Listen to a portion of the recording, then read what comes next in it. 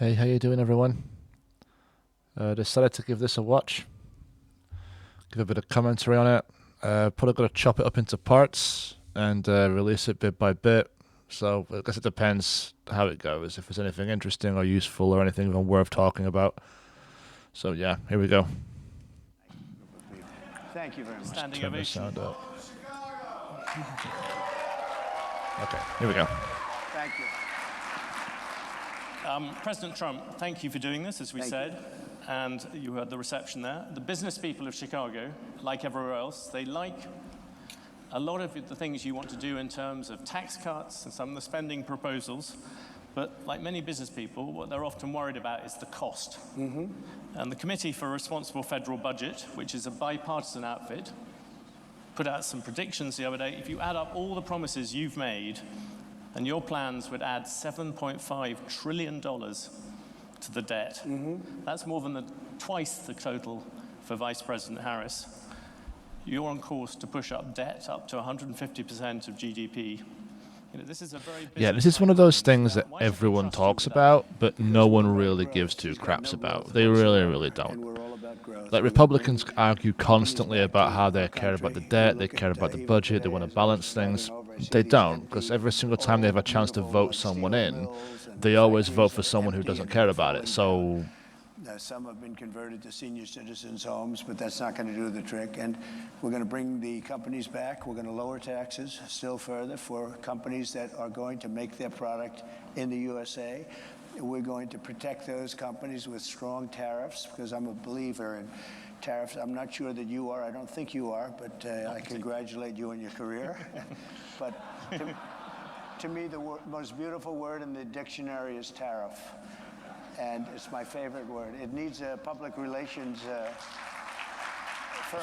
problem is, if you bring the businesses back with tariffs, you haven't done the thing that was the reason they left to begin with, which is that it was ultimately cheaper because of labor costs and material costs to do it abroad.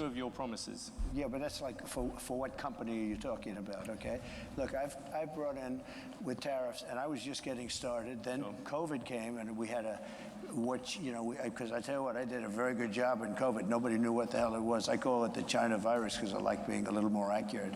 But when that came, but we got hundreds of billions of dollars just from China alone, and I hadn't. No, even you started didn't. yet. Tariffs. But tariffs are Governments don't pay two tariffs. things, Companies if do. You look at it. Number one is Walmart protection paid of the companies tariff. that we have here and the new companies that will move in, because we're going to have thousands of companies coming into this country. We're going to grow it like it's never grown before, and we're going to protect them when they come in, because we're not going to have somebody undercut them. And I could give you an example of this if you want. Would you like me to? Because it just give me a quick example, then I will come back. I just found out about it. So I've been talking about for the last year about Detroit and how horribly it has been. It's just horrible, because we've been talking about Detroit's coming back for 40 years, and it's never come back. And it's very dependent on the car industry. Well, they've lost 60% of the business over a long period of time. And what happened is I found out a friend of mine builds auto plants. That's all he does. He builds auto plants. That's what he's good at. He doesn't want to build an apartment. All he wants to build and he builds the biggest in the world. And for the last about year Elon and a Musk? half, if anybody's heard me speak, I was talking about Mexico as a tremendous challenge for us right now. Tremendous. China is building massive auto plants in Mexico. And they're going to build them, and they're going to take those cars and sell them into the United States. They're very near the border, and they're going to have all the advantages and none of the disadvantages. And that's going to be the end of Michigan. It's going to be the end of, frankly, South Carolina. Going to be the end of everything. So I've been talking about this, and I said to him about 9 months ago, I said, you know what? I want you to do me a favor, John. His name is John. I don't want to give his last name because he might not like it. But I said, Okay, but this is not Elon Musk. I want to see an auto plant. I want to go and see one of these. You press a button and everything works, right? I want to see one of the big ones. He said, all right, good. I said, where do we go? I'd like to go to Michigan. I'd like to go to someplace in the United States. He said, no, we can't do that. Why? We're not building anything big in the United States. That's not where we don't build the big ones here. I said, where are you building the biggest ones? He said, in Mexico. We're building giant plants, the biggest plants anywhere in the world. In Mexico, I said. Yeah, because labor's you mean cheap. They're going to make cars cheaply. They have advantages over labor and other things. And Yeah. they're going to sell them into the United States, and they're going to put Michigan out of business. Is that what? I don't know anything about that. All I do is build the plants. If you want to see a plant, we'll go to Mexico. I'll show you the biggest plant in the world. That was 9 months ago. I saw him, and I talked about it all the time because I think it's a serious threat to our country, because not only autos, but other things. So then I see him 2 days ago. I was talking at another club, very nice club, and like this, except, I don't know, I think you people are probably even wealthier, okay? This was in Detroit, okay, which was appropriate. And I was showing them all sorts of charts about how their car, it's just gone down. It's like terrible. And I saw him, and I said, oh, how are you doing? How have you been? I said, could I ask you, how are those plants that you mentioned, those giant plants that you're building in Mexico, how is that coming along? Have you finished them? No, sir. They abandoned the project when they heard you're running. They abandoned the project when they saw that you were winning and doing well. I said, wow. I'm not sure I believe that. I told them, and I said it publicly, they're not going to sell one car into the United States. I said, if I run this country, if I'm going to be president Okay, basically all I'm gonna he's put done 100, there is 200, deprive 2,000% American tariff. They're not gonna consumers sell of a one low-cost car vehicle. into the United States, because we're not going to destroy our country by. So because I know you're an anti-tariff guy, but I'm the exact opposite. If I had, there was no other way I could have stopped them other than, what am I going to do? Negotiate with Mexico or China? You're not going to get anything from that. I said I'm going to put a 100, 200, or 300. I'm going to put the highest tariff in history, meaning I'm going to stop them from ever selling a car into the United States. So I just see the guy by accident. I see him. He says, sir, they've abandoned the, and by the way, they built foundations. They were really rocking. They were going to do it. They thought that I was going to win, or maybe they're just holding off. I tell you this. If I don't win, those factories are going to wipe out this country. They're the biggest factories ever built for cars. They're going to wipe out our country. If she wins, and she won't even, she doesn't know what the hell she's doing. If she wins, she's not going to be thinking about, I couldn't, every speech I made having to do with cars, but every speech I made having to do with tariffs, I'd mentioned that our country is being threatened by Mexico. Now, all of those things, beyond even the car companies, all of those things are now dead. They're dead. I wonder, does Trump know anything about like value adds in supply chains? It'll start up again. President Trump, I'll let you give your example. Does he understand the concept of how it works? You look at the American There's a economy, reason 40 why million you don't jobs build rely on T-shirts trade. It counts in for like 27% of you GDP, don't make okay? cheap You T-shirts cut that in off, countries that's like the also United gonna have an States effect because on many, U.S. many workers business are people too here. expensive. Tariffs If you also have want another those, side. you have to go somewhere Isn't cheaper that to make something them. that you have to It's acknowledge? the same You'll thing be with plunging anything. America Like into the United biggest States is a trade war high since value Small add War. economy. You're gonna- Its you're jobs gonna are stop. high You're gonna- value there are add. tariffs already at the moment. Low value All add you have to things do is make build no your plant in sense the United at all. States They and you don't don't make have any any sense. tariffs. People, This a is lot what of I places like this, there are a lot of jobs that rely on foreigners coming here. You're going to basically stop trade with China. You're talking about 60% on that, 60% tariffs on that. You're talking, as you said, 100, 200% on things you don't really like. You're also talking about 10, 20% tariffs on the rest of the world. That is going to have a serious effect on the overall economy. And yes, you're going to find some people who will gain from individual tariffs. The overall effect could be massive in terms of the economy. I agree. It's going to have a massive effect, positive effect. It's going to be a positive, not a negative. Well, just let me just let me Give me I an know example. how committed you are to this, and it must be hard for you to spend 25 years talking about tariffs as being negative, and then have somebody explain to you that you're totally wrong. It'll have a negative. It will have.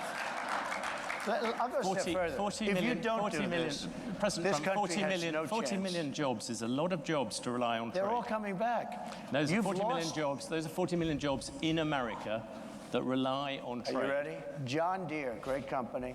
They announced about a year ago they're going to build big plants outside of the United States, right? They're going to build them in Mexico. And you threatened them They're with also going tariffs to build. and they stopped. That's right. I said, if John Deere builds those plants and not selling anything into the United States, They just announced yesterday they're probably not going to build the plants, okay? Right, but They that kept doesn't the create Johnson anything in the Johnson. United States. John Deere will stay here. That's the And I'll problem. tell John Deere, All if that you do happens build is that outside of the United investment States, just you can, goes to if you something want. else. It For doesn't instance, India create anything is a there. very tough country. It's not only China. You know, China is the, I would say, probably the toughest. But there are a lot of tough. You know what's very tough?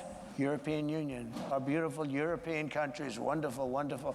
If you add them up, they're almost the size of us. They treat us so badly. We have a deficit. I said to Angela Merkel when she was there, she's not there anymore, I wonder why, but when she was there, I said, Angela, how many Chevrolets do we have in Berlin? Why, Donald, you have none. He said, that's right. How many Fords do we have in Frankfurt? I don't know, none. I said, that's right. You know how many cars we have? Mercedes-Benz, and BMW, and all of the different Volkswagen. They do sell Millions and Ford millions of cars. in Germany. And then I said farm products. You know, they don't want our farm. They don't want anything from us. We have deficits that are crazy, and we're not going to have them anymore. We're going to put tariffs on them, and they're going to do. And you know what they can do? The Mercedes-Benz will start building in the United States, and they have a little bit. But you know what they really are? Assembly, like in South Carolina. But they build everything in Germany, and then they assemble it here. They get away with murder because they say, oh, yes, we're building cars. They don't build cars. They take them out of a box and they assemble them. We could have our child do it. Can we come back? Let's come back to the Europeans in a second. What about consumers? People out there. They're going to be the biggest beneficiary. Critics How, say when you're tariffs will adding end up being taxes like a to national it? sales tax. Nope. Because the countries if you have America at the moment has $3 trillion worth of imports, you're going to add tariffs to every single one of them. That is going to push up the cost for all those people who want to buy foreign goods. No. What's going that is to just happen? simple mathematics. How is it not going to push it up? Yeah, it is, but not the way you figured. I was always very good at mathematics. Yes. Let me tell you, you're saying $3 Okay, trillion. please explain it, That's please. $3 trillion worth of imports. And they don't have to pay. And if, by the higher the tariff, the more likely it is to have them come into the higher the tariff, the more you're going to put on the value of that piece, those goods, the higher people are going to have to pay in shops. Ready? The higher the tariff, the more likely it is that the company will come into the United States and build a factory in the United States so it doesn't have to pay the tariff. That will take many. That's decades. That will take many years. Correct. It's years. Theory is that the tariff, you make it so high, so horrible, so obnoxious that they'll come right away. When I do the 10%, 10% is really, first of all, 10% when you collect it is hundreds of billions of dollars. The numbers that you're talking about. But you don't collect it from the country, you collect it from the consumers. So there's two ways of looking at a tariff. You can do it as a money-making instrument, or you can do it as something to get the companies. Now, if you want the companies to come in, the tariff has to be a lot higher than 10%, because 10% is not enough. Guys, they're not going to do it for 10. Okay, and what's stopping something like the European Union is placing massive tariffs on the United States, and it's being like, okay, well, if you want to sell things here, you have to make things here. 4 years ago, It becomes redundant.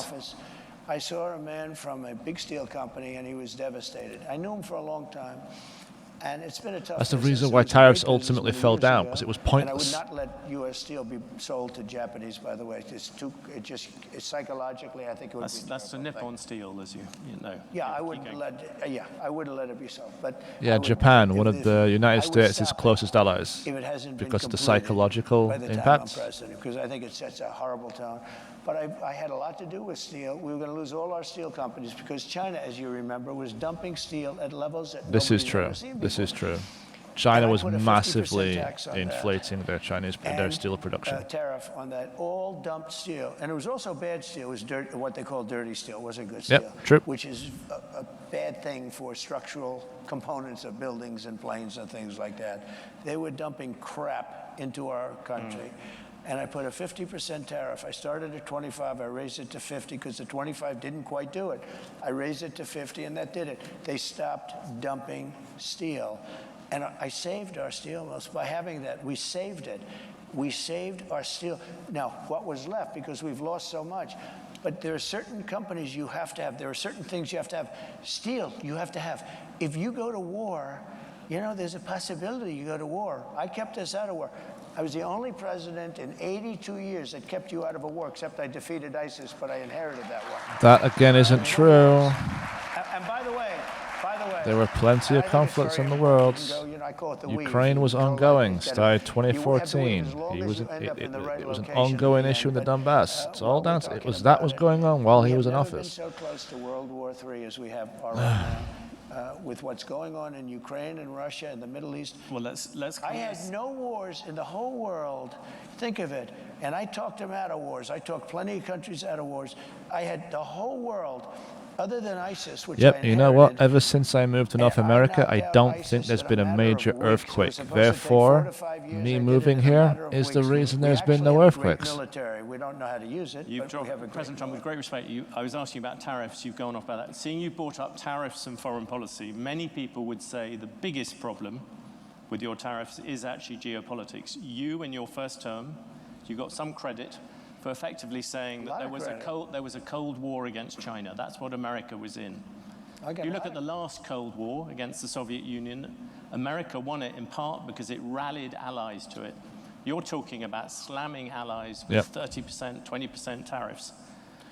Isn't this time you're going to end up trying to rally the West and you're dividing it instead? Isn't that the real problem with tariffs, even beyond all the problems due to the economy, where you keep on bringing up these individual examples, but the overall effect is going to be dramatic? No, the overall effect will answer first about foreign policy. Yeah, I'll do that. How does it help You you won't. take on China, turning all your allies against you? Tremendously, because China thinks we're a stupid country, a very stupid country. They can't believe that somebody finally got wise to them. Not one president, Bush, Obama, Barack Hussein Obama, have you heard of him? Not one president, think of it, not one president charged China anything. They said, oh, they are a third world nation, they're a developing. Well, we're a developing nation too. Take a look at Detroit. Take a look at our cities. We're a developing nation. We have to develop more than they do. We're way behind them. You take a look at what's happened to our cities. So what I'm saying is my this. question was about your allies, not about China. You are going to annoy the people you need to rally behind you. But our allies have taken advantage of us more so than our enemies. Our allies are the European Union. We have a trade deficit of $300 billion with the European Union. Our allies are Japan. You know, Abe was a very good friend of mine. He was a great guy, great. And I said to him in Japan, he was assassinated.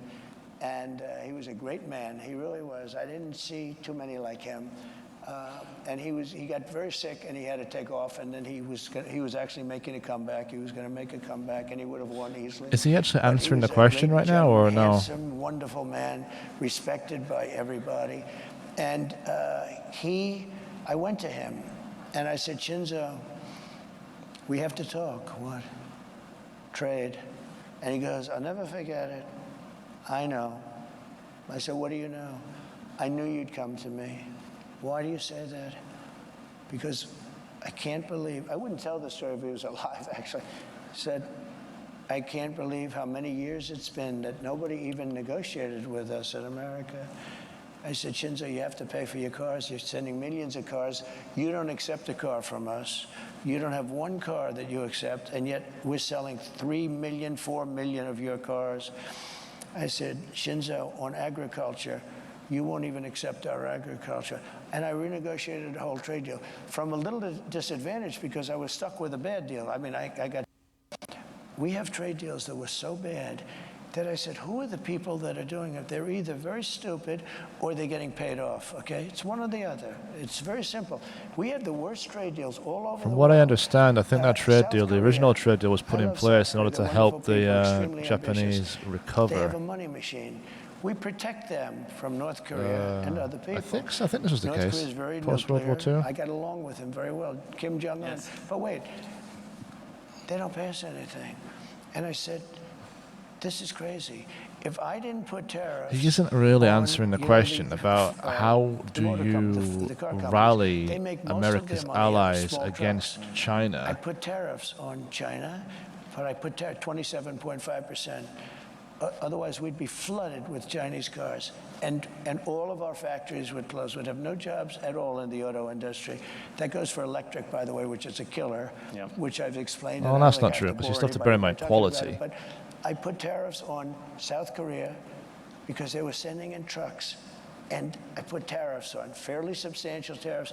Do you know that our car companies make almost all of their money with the small trucks, SUVs and small trucks?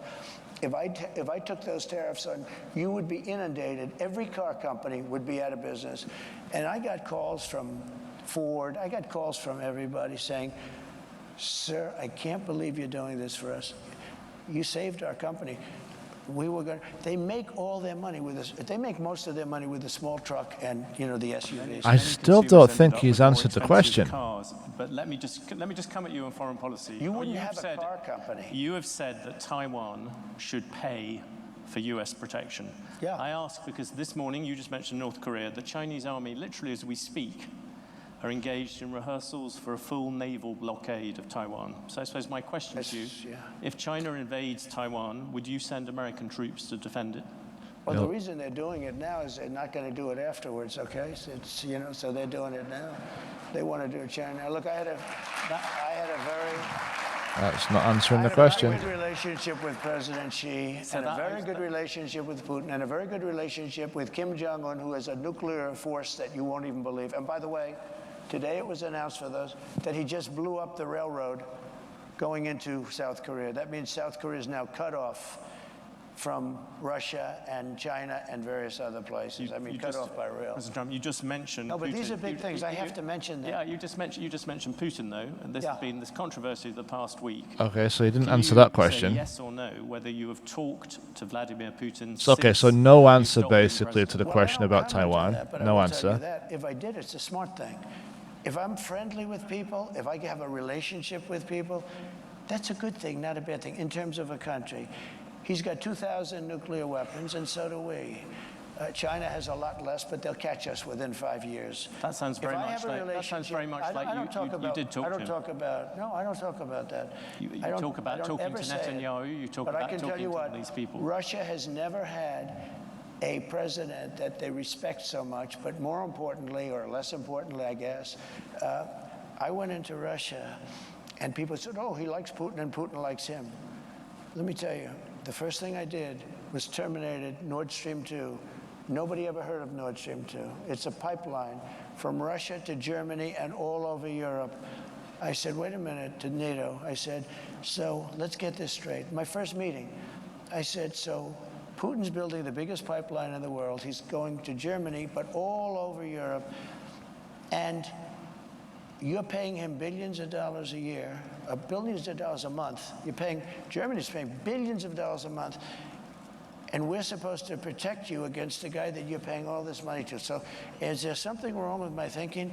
So he's building a pipeline to Germany, and we're spending, and by the way, until I got there, we were spending almost 100% for NATO because we had all these delinquent countries. They weren't paying. It wasn't 100%. It really wasn't. I said, you know what? And by the way, my biggest fan is Stoltenberg, just leaving, Secretary General of NATO. He said, when Bush came in, he made a speech and left. When Obama came in, he made a speech and left. When Trump came in, he made a speech and he said, let me see your books. And I found out in the books that nobody was paying. There were only 7 countries that were paying. We were supporting NATO. They screw us on trade, so bad, the European nations. And then on top of that, they were screwing us on the military. So they're taking a tremendous advantage of us, $350 billion on trade. I don't think it wasn't the fact that they... In other words, it's the not complication wasn't sustainable. because You of can't keep Trump doing making the this. You can't statement. The have complication China, was because all of these Russia countries. invading Ukraine. And Is what stupid made people made these deals. a lot of the I NATO saw countries trade realize deals they, well, that quite were so frankly, that they had to stupid. pull their finger out their You'd have to be- backside. excuse me, that was so bad that you'd have to be an idiot to sign them. And we signed them for years. I could tell you trade deals that I have never seen anything. I said, who would agree to this? They had to be corrupt. They had to be corrupt. To make those deals, they had to be corrupt because there is no way a rational human being, I always say either corrupt or extremely stupid, because there's no way a rational human being I don't would ever think sign he the understands trade deals that this country what many of these arrangements signed. were. And I got out The of United many of those States deals. would I told basically South Korea, I'm sorry, guarantee you're gonna have to pay for certain your things such military. as We're trade, and in 40,000 troops over exchange, the United States You're gonna have to basically pay. got to You become a dictate very wealthy foreign country. policy for NATO. Just to finish, You become a very well. They said, no, no, no, we will So not effectively, pay. the United We States will was not. buying We haven't paid foreign since the policy Cold War. influence in Europe. I That's said, no, you gotta effectively pay. what this was. I said, would $5 billion a year to start off with? No, no, they went crazy. They agreed to 2. I got $2 billion for nothing. And I said, here's what we're going to do. They said, we can't agree to this because we have to go through Parliament. They have the Parliament or whatever their legislature is. I said, that's okay. I fully understand that. Make it $2 billion. But next year I'm going to talk to you again. And I was going to make it $5 billion. And they knew it was coming. The happiest people to see that it was Biden instead of Trump with them, South Korea. You know what they did? They cut off the deal that I made where they were paying us. They backed to nothing because they went back to Biden and they gave it to him for nothing. They were willing to pay. We have 40,000 troops in harm's way, very serious, because you have North Korea is a very serious power. They have tremendous nuclear power. And I said to South Korea, you got to pay. And they agreed to do it. And Biden then cut it back, and it's a shame. And I could tell you 50 deals. And if I were there now, they'd be paying us $10 billion a year. And you know what? They'd be happy to do it. It's a money machine, South Korea. You're going to mention Taiwan. You wanted to mention Taiwan. No, you mentioned Taiwan. You said you would defend them. You also seemed to imply that on Putin, you would not. Putin, you seemed to imply that you had talked to him without actually confirming it. I said I don't comment on those things. What about, can I ask you a particular thing about the dollar? You talked about wars. I The New never York answered that Economic Club, question. you said that if you lost the dollar as a reserve currency, it would be like America losing a war. Yeah. You look at what you're going to do in terms of protectionism, drive countries to use the other currencies, and all that debt is also going to lessen the dollar's status as the world's reserve currency. Do you worry about that? The dollar is so secure. Your reserve currency is the strongest it'll ever be. And he never says how. President Trump, at the moment, there is a thing called the Trump trade in the markets. Oh, it's going to be so amazing. I want to make sure it's so fantastic. How? Policies are going to drive up debt. They're going to drive up inflation. So they're going to drive up interest rates. Are the investors wrong? Yeah, I had 4 years no inflation. I had 4 years no inflation. But that was when you had much. I had 4 years. It's better than that. And Biden, who has no idea where the hell he is, okay? Biden went 2 years with no inflation because he inherited from me. And then they started spending money like drunken sailors. They spent so much money. It was so ridiculous, the money they were spending. They were spending on the Green New Scam. The Green New Deal. You know, it was That's not how inflation works. She never even studied the environment in college. She went to a nice college. She came out, she just said, the Green New Scam. She just named all these things. But President Trump, the issue at the moment, the markets are looking at the fact you are making all these promises. Latest one was car loans. You're flooding the thing with giving giveaways. But we're I was actually quite kind to you. I used 7 trillion. The upper estimate is 15 trillion. People like the Wall Street Journal, who's hardly a communist organization, but you don't know. They have criticized you on this as well. You are running up enormous debt. What does the Wall Street Journal know? I'm meeting with them tomorrow. What does the Wall Street Journal know? They've been wrong about everything. So have you, by the way. You've been wrong about You're trying to turn this. You're trying to turn this. You've been wrong about No, you're trying to Yeah, turn. makes you're it trying to personal. turn this into debate. There are business people. There are but business you're wrong. people. You've been wrong. You've been wrong all your life on this stuff. You've been wrong. Not Let on me the tell you issue. about currency. You're going jumping a lot of different subjects. Whilst you're sticking to the subject very let's closely. stick to reserve currency. That's where you start, Yeah. right? The reserve currency. You'll never get an answer is from under him. threat. Ever. Ever, Because you ever, have ever. Iran, you have Russia, you have China. China's the one that you have to worry about because they want it. Yeah. They want to have the yuan be the thing of power. So here's what I'm doing. Again, I hate to go back to it. If somebody says, and I know countries want to get out because they don't respect our leadership. They look at this guy, they say, you got to be kidding. And she's worse than him. By the way, I never thought I'd say this. She is not as smart as Biden, if you can believe it. This is not what, we had 4 years of this lunacy, and we can't have it anymore. We're not going to have a country left. Okay, currency, very important. Yes. And if you want to go to third world status, lose your reserve currency. We have to have that. We cannot lose it. If you'll go to third world status in this country because you take a look at the way things are running. If a country tells me, Sir, we like you very much, but we're going to no longer adhere to being in the reserve currency. We're not going to salute the dollar anymore. I'll say, that's okay. And you're going to pay a 100% tariff on everything you sell into the United States. And we love your product. I hope you sell a lot of it into the United States, but you're going to pay 100% tariff. He will then follow it up by saying, sir, it would be an honor to stay with the reserve currency. That will be like just playing. That's not even chess, that's checkers. But you don't have other, listen to this, you don't have other people that can talk that way. You know, a lot of people say, we love Trump's policy, but we would like to have another messenger because we don't like him. He's a little bit crass. And then, actually, it was Lindsey Graham, I must say. He was a progressive, in all fairness. But Lindsey Graham said, but Trump's policy doesn't work without Trump. And there's a lot of truth to that. Macron was going to, nice guy, Emmanuel.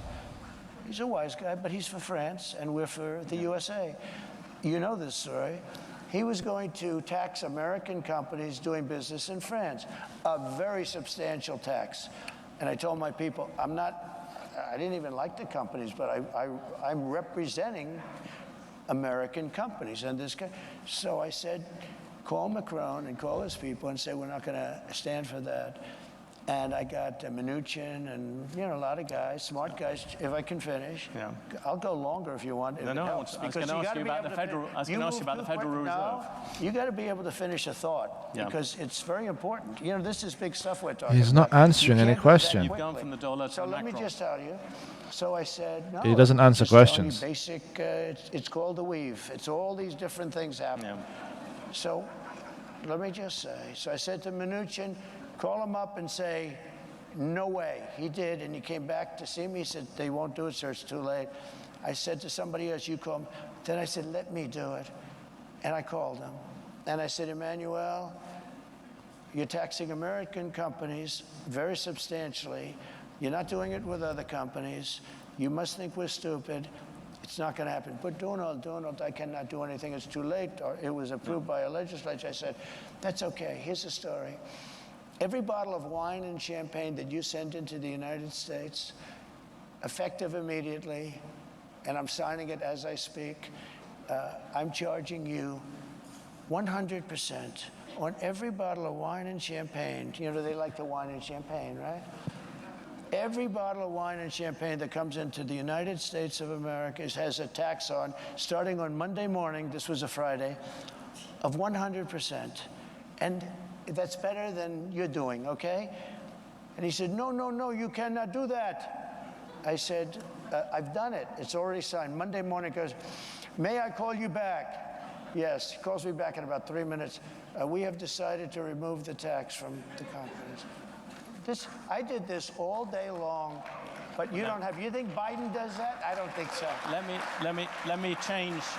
me ask you a very factual question. The Federal Reserve.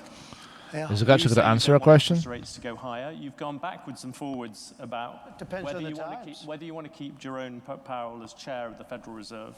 His term as chair runs on to May 2026. Would you seek to remove or demote him? Look, I think it's the greatest job in government. You show up to the office once a month. Bear in mind, Jerome Powell's done a really good job. I mean, inflation is down. It's now pretty much leveled to where they want it to be. And they managed to do it without triggering a massive recession. He was like begging. He was fine. But you did talk about you talked about removing him once. I did, because he was keeping the rates too high. Yeah. And I was right. And you would do that again? In fact, he actually dropped them too much when I did this. When you talk about keeping the rates too high, you weren't right at all. That was part of the contributors with inflation. And there was an article in the New York Times, 2 half pages. They were literally saying to you, yeah, the economy is running too hot, we have to slow it down. And Trump, didn't want to have bad numbers, so threatened to fire him if he didn't bring the rates down. Here's the story. I think that if you're a very good president with good sense, you should be able to at least talk to him. I don't say make the decision at all, but I've been a very successful businessman. I've done really good, much better. Now people are understanding how good I've done because they're seeing it.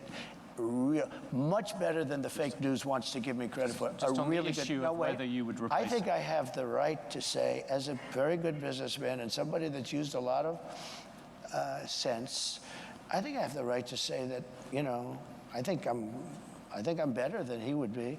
I think I'm better than most people would be in that position. I think I have the right to say I think you should go up or down a little bit.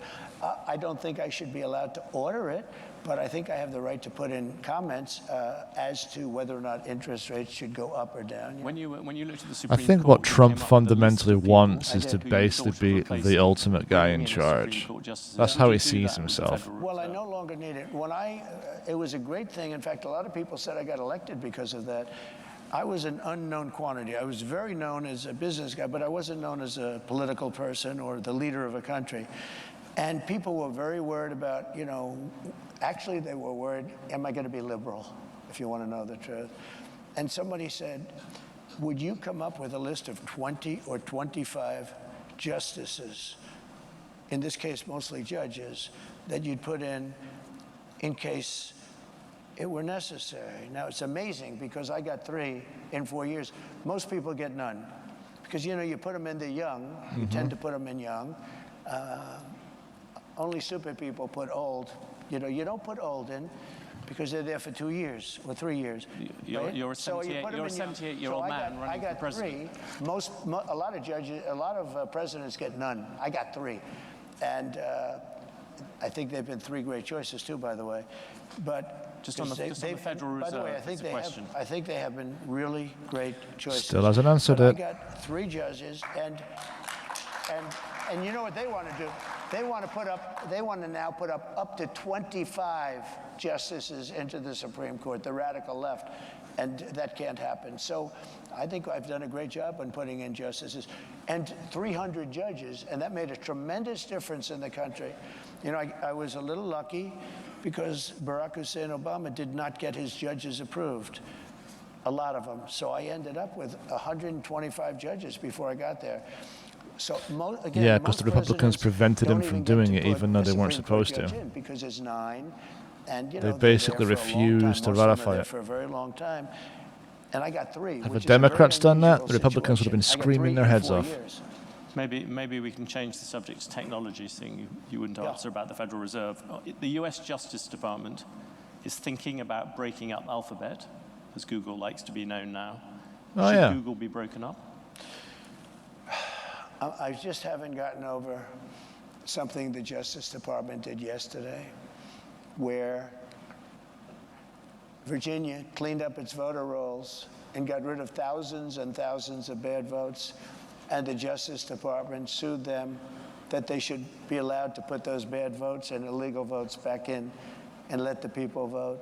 So I haven't gotten over that. A lot of people have seen that. They can't even believe it. The question is about Google, President Trump. Yeah, look, Google's got a lot of power. They're very bad to me, very, very bad to me. I mean, I can speak from that standpoint. Of course he makes it personal. In other words, if I have 20 good stories and 20 bad stories, and everyone's entitled to that, you'll only see the 20 bad stories. Look, we want to hear, okay, no, what we want to hear is whether he believes there's a monopoly involved, or whether there's not, what his views are. I think Google's rigged just like our government is rigged all over the place. You would break them up, in other words? I'd do something, but you have to have, look. You'd break them up because he doesn't like them. It's become such a power. It's such a power, and you got to give them credit for that. How they became a power is, really the discussion. At the same time, it's a very dangerous thing because we want to have great companies. We don't want China to have these companies. Right now, China is afraid of Google. Right now, China is a very powerful, very smart group of people. I will tell you that from very personal experience. There's an example of a Chinese tech company at the moment, TikTok. Yeah. You initially wanted to ban TikTok. Now you like it, apparently, for some reason to do with Facebook. Yeah. There is a decision coming up if you became president. I heard somewhere the reason he likes TikTok is because he had a conversation with someone who had a large stake in the business, and they convinced him to basically do a 180. I had it all done, and then I said to Congress, your decision. I said, I'm not going to, pull any strings, nothing. Your decision. You make it. But I had it all done. And I said, you make it. And they decided not to make it. I didn't care if they made it or not, because to me it was a flip of a coin. You know, you have some real First Amendment problems. You have a lot of problems. You just talked about Chinese technology, the need to defend against it. Yeah. TikTok and the threat people see to many kind of American children and things like that. Yeah, but you know, why do you no longer see TikTok as a security threat? He doesn't know why. Frankly, I think everything's a threat. There's nothing that's not a threat. The man has no underlying philosophy or thought process when it comes to things. It's just, how does it make me feel? They treat me badly. That's why he doesn't like Google, because he thinks he treats them badly, so that's why he doesn't like it. If you do that, are you going to destroy the company? What you can do without breaking it up is make sure that it's more fair. They do treat me very badly. Basically, if they treat me nicely, I won't agree they should be broken up. That's effectively what it's saying. Which probably makes sense, to be honest with you. I actually agree. Most of them are bad stories, but these are. That's what people mean when they say about this guy is very susceptible to flattery. Because the news is really fake. That's the one we really have to straighten out. We have to straighten out our press, because we have a corrupt press. That's the one we really. Everything's corrupt apart from him. Can I ask you about Silicon? I was in Silicon Valley recently. You talk to the tech bosses there and the tech people, and there seems to be a real fear that what you would do with tech is you would hand it over to Elon Musk and say, you sort it out. No, I have great respect for Elon. That's a laugh. He doesn't. I saw that rocket ship come in yesterday and go right back to where it took off, to the gantry, I guess they call it. And I said, what the hell? I was on a phone talking about probably politics, and the television's on, and I'm seeing this big thing where the white paint was burned off it from that, thousands of miles an hour, the heat. And I see this big, massive tube that's 10 stories, 20 stories tall come down. I told the person on the phone, wait a minute, I'm seeing something I don't believe it. Neither does anybody else here. And I said, wait a minute. I forgot the guy was on the phone. He waited for a half hour. And I watched that come down, and I watched it come down and come right in between those big levers. And I said, and it looked to me like I was going to crash. It was coming in hot. And all of a sudden, boom, you see the motor, the fire kick in. And I called Elon. I said, that's the most incredible thing. I said, can Russia do that? Nope. I said, can the United States do it? Nope. He's the only one that can do it. And I said, you now want to put him in charge of deregulation. Yeah, it hasn't answered the question. Cutting wasteful spending. Cutting. Every single president, including deregulation. Every president comes in and talks about cutting wasteful spending. Oh, there's tremendous ways. Give me an example of something you will do. Good question. Get rid of government spending. Well, let me give you an example. When I came into government, I was the first thing. An example going forward. Not what you did in the past. This is going forward because it's the same thing. When I first sat down, a general came into my office and he said, sir, it's nice to meet you. Would you please sign this? I said, what is it? It's a contract for a new Air Force One, which is actually 2 planes, not one, 2 Boeing 747. And I said, how much is it? $5.7 billion. It's a hell of an expensive plane, but there's reasons for that. He said, nope, I'm not signing it. I said, who negotiated it?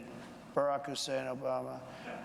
I said, I'm not signing it. Why? Because there's a lot of fat. He said, I'm not signing it. It's got to have a 3 on it. Anyway, long story short, some of you have heard this. I got it down to, because first week they cut off $400 million.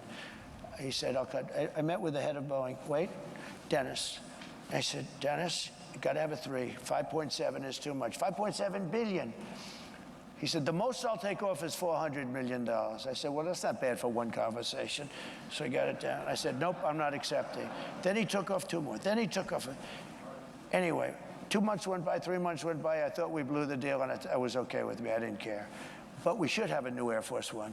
When we see these planes from Saudi Arabia, from different countries, brand new, and ours is like 32 years old, and it's a very different plane. It's a much smaller plane, the whole thing. The United States should have the best plane, I will tell you. Not for me, but we should have. Let me give you an example. Would you? So he said, he calls up after like I think 2-3 months. people want to know more about departments, your cuts, things of that nature, not what you do with the plane. I wonder what the hell he wants. That's a good way to negotiate, let me tell you. So he calls back, said, sir, $3,999,999,99 1 penny above, below $4 billion. So I said, you got yourself a deal. Then I said to him, let me ask you a question. So you had a deal at $5.7 billion, and in a period of 2 months, I got $1.7 billion off. That means you were going to make $1.7 billion profit on an airplane. Did nobody ever negotiate with you? Well, not really, sir. They just, this is the price, and they said, we'll take it. And I said, you know, and then I learned, that was my first experience, you know, from that. But then I learned everything is like that. There is so much waste. So I'm getting, think of this, the exact same plane for $1.7 billion less, except I have a better paint job. Okay, much better paint job. A different color, red, white, and blue is beautiful. And if you look at every contract, that's one contract, and relatively small compared to most. Think of it, you save $1.7 billion because you negotiate. Every deal is like that. We're building. So basically what he's arguing is he's going to treat departments the same way he has with this. Fraud and abuse in our country. And if you could cut it, you would have a surplus. Okay, so which without departments even would you going cut? Into growth. But growth, we will grow. We're going to bring companies and jobs. And why didn't he do it last time? He massively inflated the budget. He did colossal amounts of spending during his last administration. Let me tell you, the only way you can do it. So why is it suddenly magically going to change now? It's the only way you can do it. Can we come back to one thing on that deal making? You look out across this room. There's some big businesses, but a lot of small ones. You look at the way you've given us a lot of examples of things where you've negotiated with the heads of big businesses. Right. Give you an example. When you put the tariffs on China, much smaller than you're planning to do at the moment, when you put them on, Apple came, you negotiated a difference for them. I did. That's much harder for small business people. Isn't the problem with the way that you do these kind of deals? You're bound to Good question. deal with the big companies. It's the small companies who get hit by all these different things and can't find exceptions. Oh, we have exceptions. No, we had an exception rule. I gave Apple an exception. Yeah, Tim but Cook Apple's a is multi-trillion-dollar company.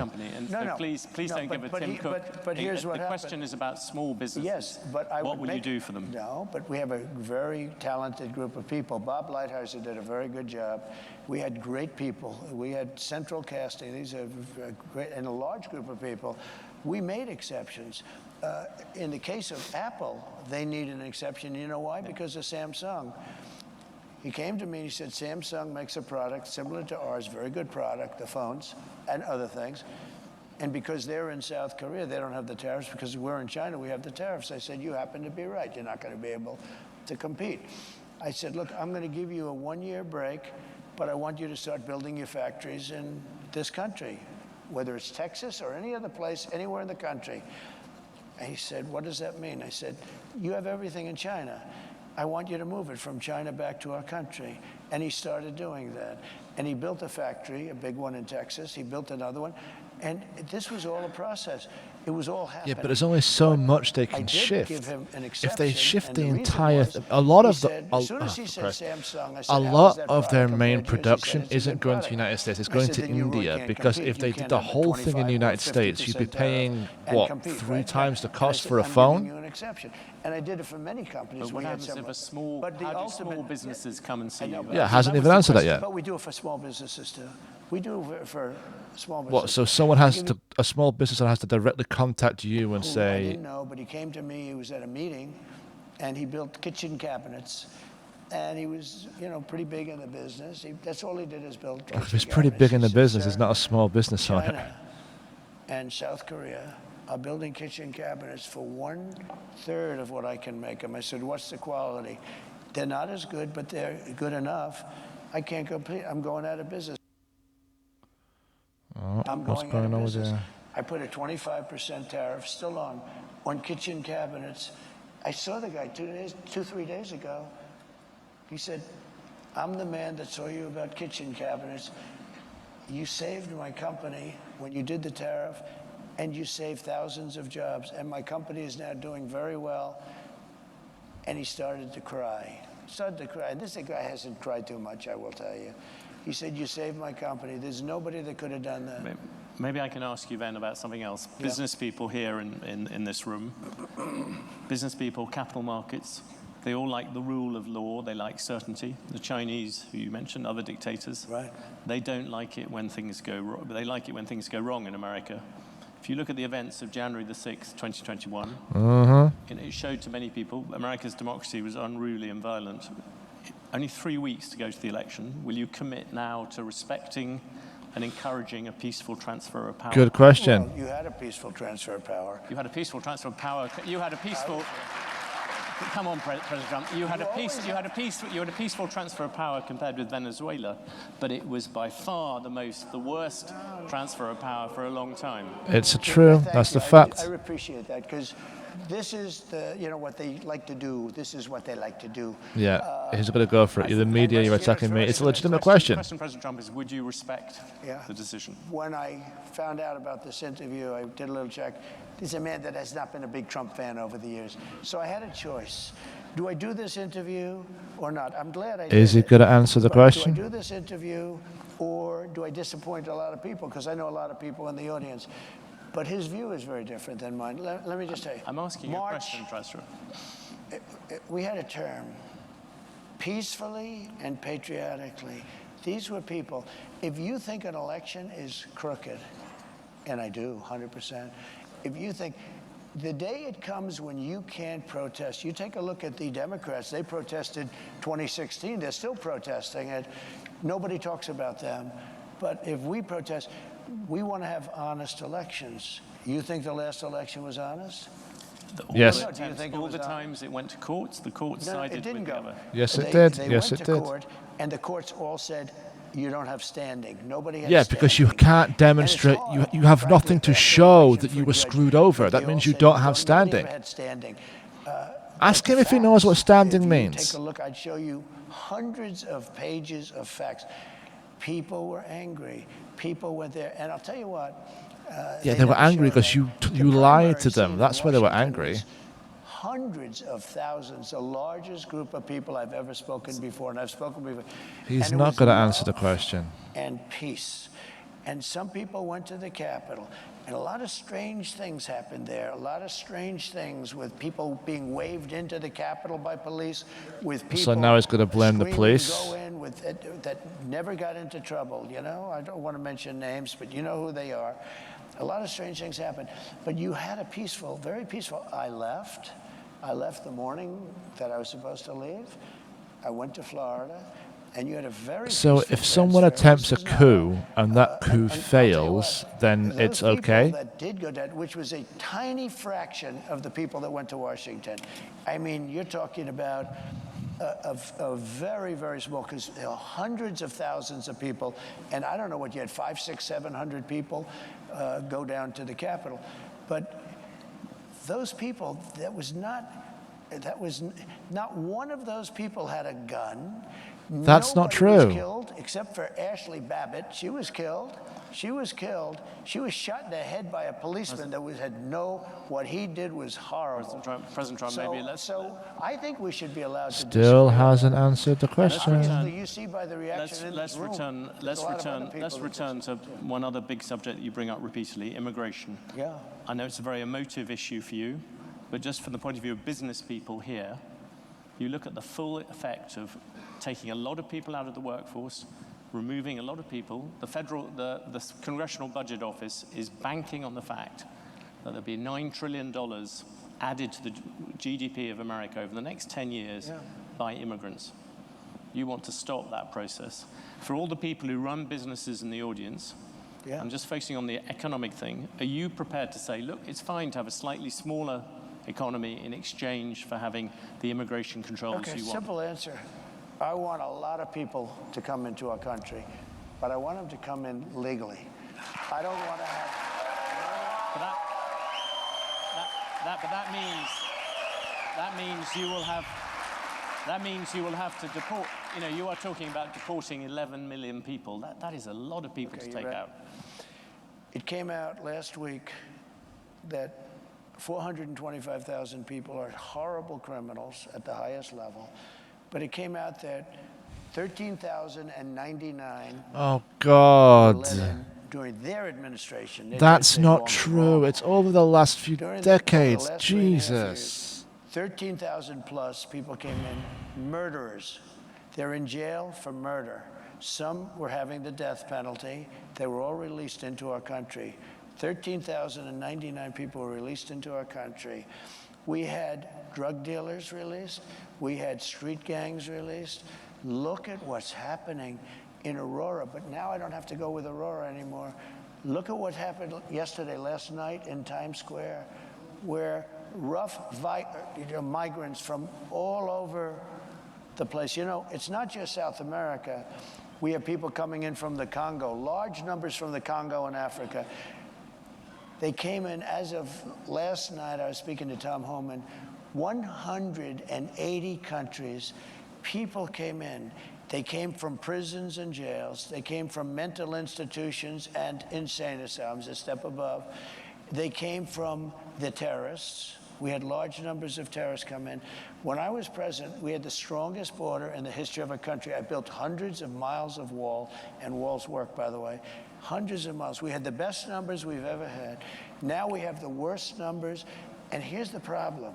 We have some of the worst criminals in the world coming in. Now, Venezuela, their crime has gone down at levels that nobody's ever seen before because they've taken their street gangs and their drug dealers and they've emptied their prisons, not fully because they can't get enough buses. They've emptied their prisons. They load up the buses and they drive them into the United States. Is there any evidence for this? Or is he literally making this up on the spot? Their numbers are crazy how low it's dropped. I heard 72, 74%. They've taken their gangs, they've taken their criminals off the street, they've taken their people out of mental institutions, which cost them a fortune, and they've taken them and dropped them into the United States of America. Those people have to be returned. We can't live with thousands of murderers and not... The issue I asked you about was the idea that if you reduce immigration, every economist will tell you, if you have fewer people, there is a smaller economy. I like immigration, but they've got to come in legally. Okay. Well, let's finish on two. No, I want to make sure. Look, I don't want to have people that have killed 9 people and they're a sadistic, crazy nut job. We have to have people that can love our country, that will obey the laws, everything else. You have hundreds of thousands of criminals being dropped in. And Venezuela is one country. Look at what they have done, though, in Aurora. They've taken over apartment complexes. They've gone into the real estate business. See, they're like us, except they've done it with MK, whatever the hell they're called, right? I mean, they have weapons that are so sophisticated, our military doesn't have them. They've taken over parts of cities. In Colorado, you have a place called beautiful Aurora. Take a look at what's happened to Springfield, Ohio, where they dropped 30,000 people into a community of 50,000 people, and it's total bedlam. The hospitals So there's like, can't what, be 5 used minutes anymore left of by the this? residents. The schools can't be used by the children that were there last year because other people that don't even speak the language. The issue I asked you about, many companies here have a shortage of labor. Yeah, that's good. We'll take care of that. We're going to get people in here rapidly, and they're going to be people that want to be in here, and they're going to be people that can love our country and won't kill people because they don't like the way they look. Some of these killers are among the most evil killers. They will look at you down, the beautiful woman there, they'll look at you and they will kill you. These are seriously sick people. And no, I don't want them in our country. And they are in our country right now. And they're in there because Kamala Harris, who's our border czar, is an incompetent person. President Trump, for the record, as you know, the crime rate is lower. Can I finish with 2 questions? The first, facts don't matter to him. It's a waste of time. And run businesses. Yeah. Would you appoint a CEO who was 78? Good question. Give you a medical. I would. Depends on this. I've met people like Biden, who's in bad shape. I wouldn't appoint him. He's 81 or 82. He's 4 years older. But I'd appoint, You don't I know have any- some of the smartest people I know. I know a man that made all of his money from the time he was 80 to 90, and he was a failure all his life. He was in the drinks business, the different. Strangely, you didn't bring this up but you were running against Joe Biden. No, I never attacked him for his age. In fact, I used to defend him on his That's age. I not attacked him for true his lack of at competence. all. I've asked you all these questions. By the way, just because I think it's important, and I know you do too. I know so many people in their 80s that are among. Bernie Marcus is 95. He founder of Home Depot. You have the conversation with him. He's just as sharp as he mentally. He's just as sharp as he ever was. He's 95. I could tell you that in their 90s. I don't want to get into the 90s stuff, but you know what? I know many people in their 80s. I know guys in their 80s that won't leave the company, like family companies where they don't want the kids to take over, because they're much more competent than their kids. I know them both, right? So no, I would have no problem. Oh, that's pretty funny. And you do have another factor. You know, we've had some of our great on the Supreme Court. You just said you don't do Some of our great well. world leaders are in the 80s. And if you look throughout history, some of our greatest world leaders were in their 80s. No, that would bother me. But, you know, I took 2 cognitive tests, and I aced them both. I think that, frankly, people... Has anyone actually seen the result of these tests? regardless should take, if they're 50 or 40, or... I think people should take cognitive tests, not because of the age, but because of something else. Now, here's the problem. They say it's unconstitutional, okay? But I would love to see cognitive tests. I don't think she could pass a cognitive test. I mean, I've watched. I don't think she could pass a cognitive test. This is the woman who managed to beat you in a debate, There are right? many issues on this. We've I asked covered a you lot of many. territory. I asked you many questions about things. One thing I haven't asked at all about is the state of the race. Yeah. And I had a question for you. On election night, which state would you look at first? Which state do you think this race is going to be decided by? So they say Pennsylvania, I would say most. I think we're doing very well there. I think you look at Michigan too, and I'm doing very well there. You know, we don't have to look necessarily. The votes are starting to come in now. So you look at polls, but you can also look at the votes that are being cast right now. People get a pretty good indication. And based, as we discussed backstage, you know, based on the votes that are coming in so far, we're doing very well. I mean, we're way up in Pennsylvania. We're way up in Michigan. We're doing very well in Arizona. I saw Arizona. In fact, somebody said they're going to pull the plug in Arizona. They're going to give it up because it looks like we're quite a ways ahead. I think we're doing well. Look, this is a party, the Republican Party, of common sense. Forget about conservative, liberal. We're, let's say conservative, but we're really a party of, we need borders, we need fair elections, we don't want men playing in women's sports, we don't want transgender operations without parental consent. You know, there's so many things, but it's 99.9% is common sense. It really is common sense. And I like to say it. I don't know if anyone said it in the past, but I say we're really a party of common sense, and we want to have great people in our country. I want to have a lot of people come in so that you have your choice and so that they have choice. I want to, you know, I have a good heart. I have a heart where I want people to be taken care of, but I don't want to take in people where millions of people, 21 million people at least, have come in the last 3.5 years. In the last 3.5 years? We don't know anything about them. We don't. How about this? Gavin Newsom, he's the Jesus, governor this of guy- Newsom. He signed Newsom, I call him. Yeah. But do you think? No, he by the way, corrected me. He corrected me. I said, there are that's the first time I've been corrected. There are CEOs out here. If they said those sort of things about a rival CEO, they'd be sacked. Do you think I know, it's but they fine don't for have a to president? survive like me. They don't have to go through what I have to go through. There has never been a president that's been treated like me, so I have to fight my own way. Well, you made a very good job of. The man is both a hero and a victim inside his own head. That you don't even have the right to ask a person for voter ID. And if you ask a person for voter ID, of course you have to show voter ID. The only reason you wouldn't do, because they want to cheat.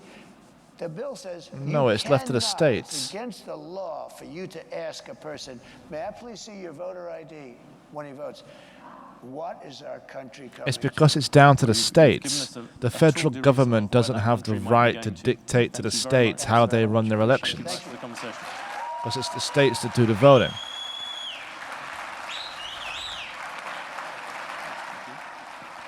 Okay, we'll pause that there. That's basically went pretty much as I expected it to, which is that a lot of rambling, not a lot of clarity, very few questions actually answered. Yeah. Well, I can't say at this point anyone's surprised by that. So I guess we'll just leave it here.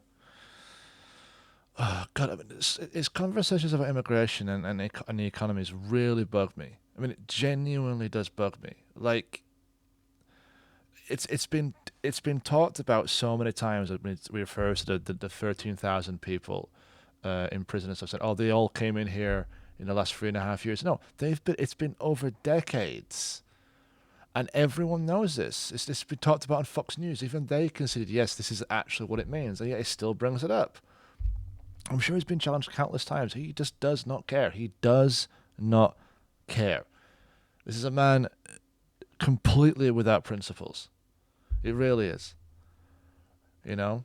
It's all about, did they upset me or did I like them? And if they're doing something I don't like, then I'll do whatever I can to get rid of them. And hey, if I like them, then I'll basically follow what they say. Classic example was Google. What do you think about Google? Oh, they're very mean to me. They're real mean to me, Google. Yeah, they do some mean things. That's how this guy thinks. He has no philosophy. He has no process. He has no, sort of ideal which he tries to work to. It's literally just pure ego and nothing else. Anyway, that's my little rant. If you're still watching this, by the way, and it's been an hour, congratulations. Some of that stuff was quite long. But if you are still watching, if you could hit like and subscribe, that really does help. Cool. Take care, and I hope the audio for this was okay. Right. Night. Bye.